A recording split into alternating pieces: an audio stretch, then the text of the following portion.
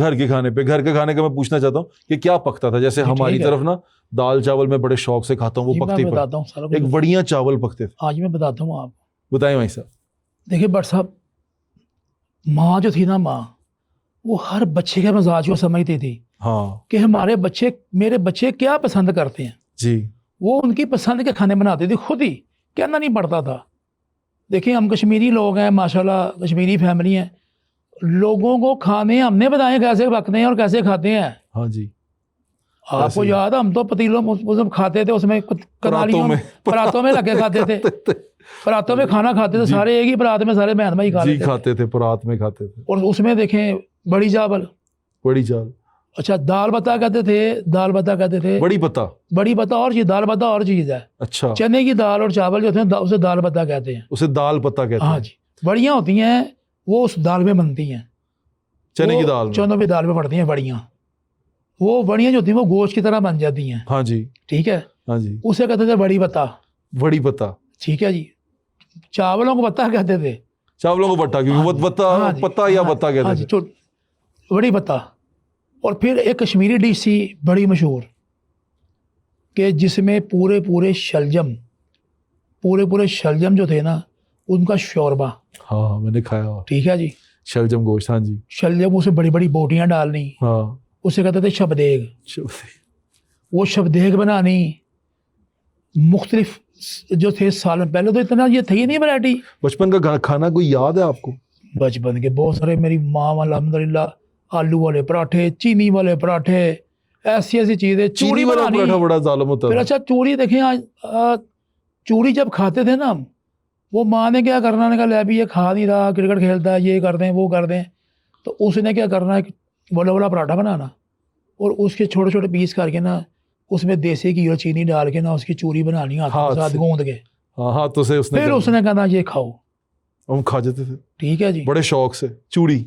और भाई साहब उस वक्त ये विलायती मुर्गी नहीं ना थी इतनी, किसी का ध्यान ही नहीं था। हाँ। माएँ देसी खुराकें खिलाती थी अपनी औलाद को।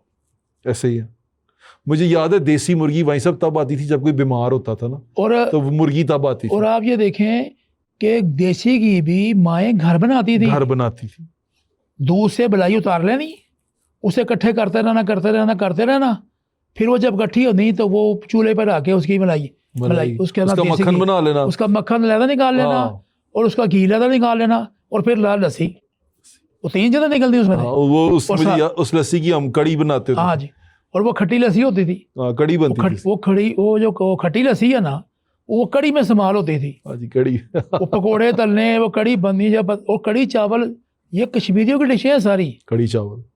और मैं बताता हूँ शुरू जब मैं किसी को कहना यार कड़ी चावल पके, वो यार कहते कड़ी के साथ कौन चावल खाता है, तो मैं कहा भाई हम तो भिंडियों के साथ भी चावल खा रहे थे।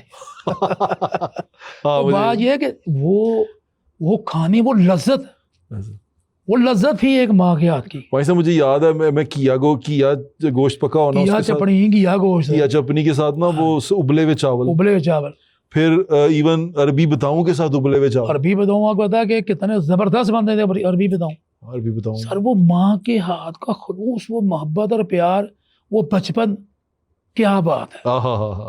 यानी कि कड़ी जो सी थी ना, कड़ी पकौड़ा, ये अरबी बताऊं, वो क्या कहते हैं किया चटनी। सर जी आजकल जो कहते हैं ना तो कटलस जो कहते हैं बन रहे हैं जी मसाले, उस वक्त तो हम कहते थे यार ये जो आलू वाला सालन हमारी माँ बनाती थी ना, कतले होते थे, कतले। हाँ जी, वो हम कहते थे ये आलू चिप्स है, ठीक है जी। मैं उसे कतले बना के देती थी अम्मी ना, कतले वो काट के ना उसका बनाती थी, मसाले बनते थे, मसाले में भूनना उन्होंने, और उसका टेस्ट देखे कितना था, क्या टेस्ट था जी। मेरे पानी आ रहा है आज भी जब सोचते हैं ना तो बंदा कहता है यार के क्या बात। वहीं से जरा मुझे अपने किचन का नक्शा तो बताएं, फिर मैं आपको अपने किचन का नक्शा बताता हूँ कि क्या होता था किचन में, अम्मी कैसे होती थी। बड़ सब देसी से किचन होते थे, अलमारियां 2-3 बनी हुई हैं, अंदर ही बर्तन पड़े हुए हैं, चूल्हा पड़ा हुआ जमीन के ऊपर, हाँ ठीक है जी, पीढ़ी रखी हुई है, सारा दिन जनाब माँ ने किचन में रहना है।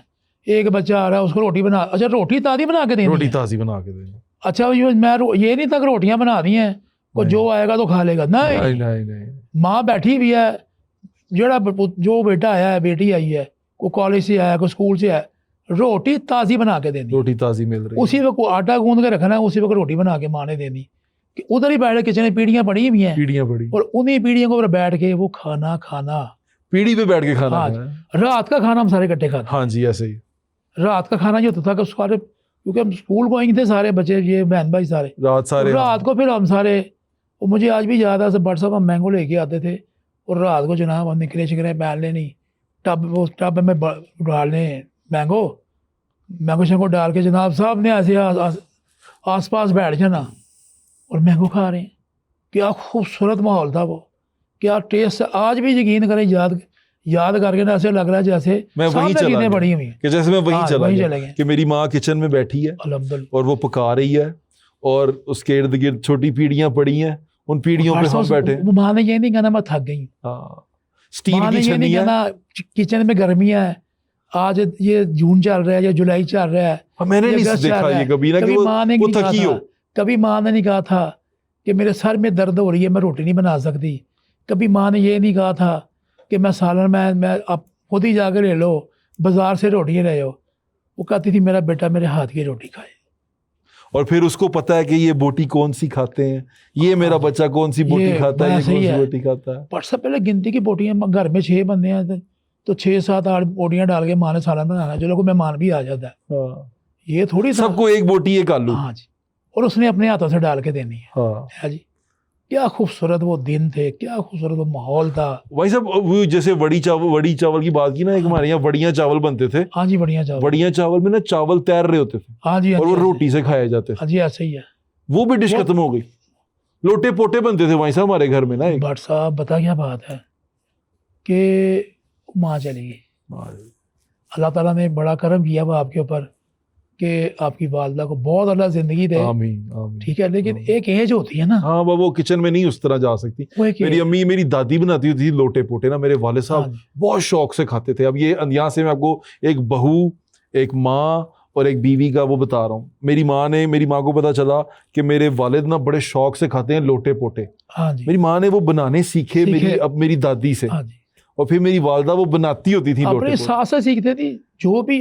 वो लोटे पोटे क्या थे भाई साहब? अच्छा वो जी। उसके ना पकोड़े होते थे बेसन के। जी, बेसन के पकोड़े बना के उसको शोरबे में, शोरबे में, और बेसन के पकोड़े, उसे लोटे पोटे कहते थे। लोटे कहते थे। अच्छा, उसका नाम पता नहीं क्या था, लेकिन वो लोटे पोटे थे। और सब जिस दिन बारिश होनी है, माँ ने घर में पकोड़े बनाने हैं, बैंगन वाले पकोड़े बनाने हैं, आलू वाले पकोड़े, मतलब कि चिकन वाले पकोड़े। मतलब कि माया जी थी ना, माँ, उसको पता था कि मैंने क्या अपने बच्चों को किस तरह राजी रखना है। यार भाई साहब, मैं वही तो कह रहा हूँ कि वो फ्री नहीं होती थी, लेकिन वो सारा कुछ करती थी।